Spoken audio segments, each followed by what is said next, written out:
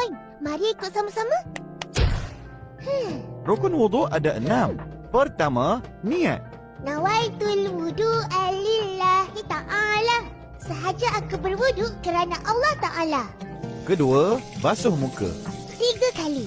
Bersamanya, gugurlah segala dosa yang dilihat oleh kedua matanya melalui titisan air yang terakhir.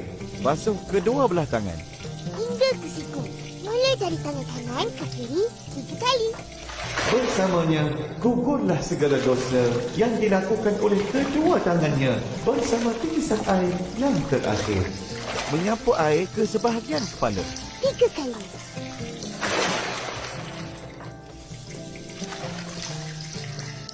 Basuh kedua belah kaki. Hingga ke buku lali 3 kali. Bersamanya, gugurlah segala dosa yang dilangkah oleh kedua-dua kakinya bersama titisan air yang terakhir. Dan Tertib. Wow. Jadi ini saya bagikan kertas untuk kalian mengerjakan soal-soal ini.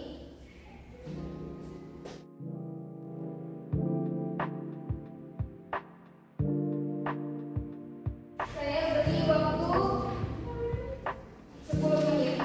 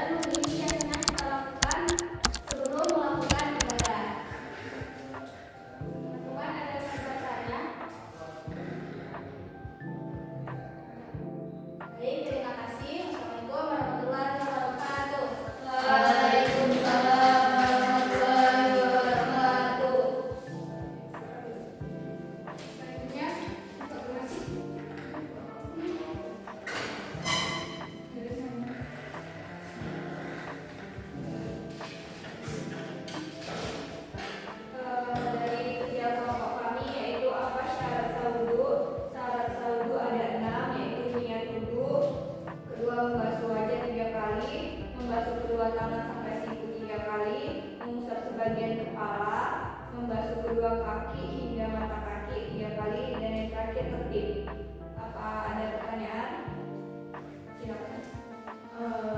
Kami dari kelompok 1 izin bertanya, bagaimana yang dimaksud dengan tertib? Tertib itu adalah berurut-urutan.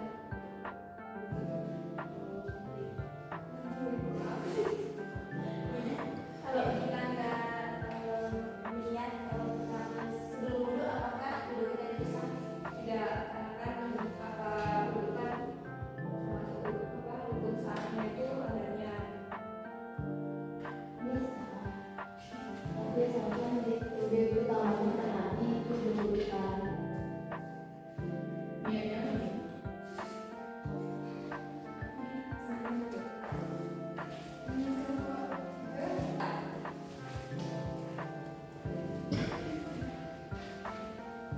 Jadi jawab Bu ya. Ya, silakan. Apa yang dapat membatalkan wudhu? Yang pertama itu najis besar dan najis ringan. Najis besar ini seperti bukan najis ini seperti jilat anjing atau babi. Yang ke najis ringan yaitu seperti kencingnya anak sebalik. Dan yang kedua itu kentut atau buang angin. Itu dapat membatalkan wudhu. Dan yang ketiga itu tidur nyenyak, dan yang keempat BAB, yang kelima hilang akal karena mabuk, dan yang keenam bersentuhan laki dan perempuan. Izin bertanya, maksud dari bersentuhan dengan laki-laki dan perempuan itu apakah ada batasannya? Misalnya dengan mahram boleh, dengan yang tidak mahram tidak boleh gitu. Kalau yang sama mahram itu bisa, kecuali yang penolong yang seperti si tari bersentuhan dengan kulitnya sama pasha, yaitu keinginan itu sama dalam wudhu. Saya mau bertanya untuk sedikit, kenapa itu bisa membatalkan? Kan dia tidak najis. Karena bukan mahram. Ya. Ya, jadi ketika bersentuhan sama yang bukan mahramnya itu akan membatalkan wudhu. Sedangkan kalau misalnya bersentuhan sama abang kita yang sedarah itu masih boleh gitu, nggak membatalkan wudhu. Jadi tanya Bu, Ya, maksud saudara di sini saudara secara biologis saja atau saudara sah bahwa orang tuanya suami istri itu, atau cuma biologis saja anak tiri? kalau anak tiri kayaknya enggak ya, karena dia udah berdarah kan. Misalnya kayak mamanya udah nikah 2 kali gitu. Jadi otomatis orang ini kan udah beda bapak ya, beda bapak. Jadi kan kalau anak ini kan dari bapaknya gitu kan, dari bapaknya dia. Jadi kayaknya membatalkan gitu. Sebaiknya jangan. Soalnya bapaknya sama. Bapaknya kan beda kalau mamanya udah nikah 2 kali, kecuali bapaknya dia nikah 2 kali. Iya. Ya Bu, jadi kalau saudara kandung boleh ya. Ya Bu, bagaimana dengan pertanyaan saya tadi Bu? Apakah saudara secara biologis saja atau saudara memang orang tuanya sudah menikah yaitu terus dia dan abangnya? Kan ada loh anak di luar nikah, kan biologis, anak biologis. Berarti pertanyaan kamu itu ya jawabannya ya saudara secara biologis. Ya Ini aku.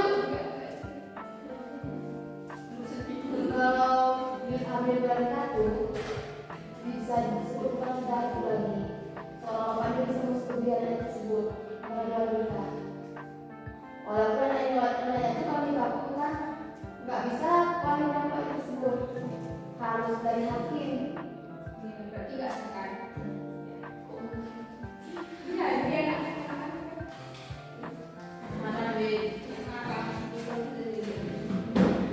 Jadi di sini kan udah tahu apa yang bisa membatalkan wudhu, apa pengertian wudhu dan syarat wudhu tadi kan. Ada yang mau mempraktekkan wudhu di depan? Kalau nggak ada yang mau, saya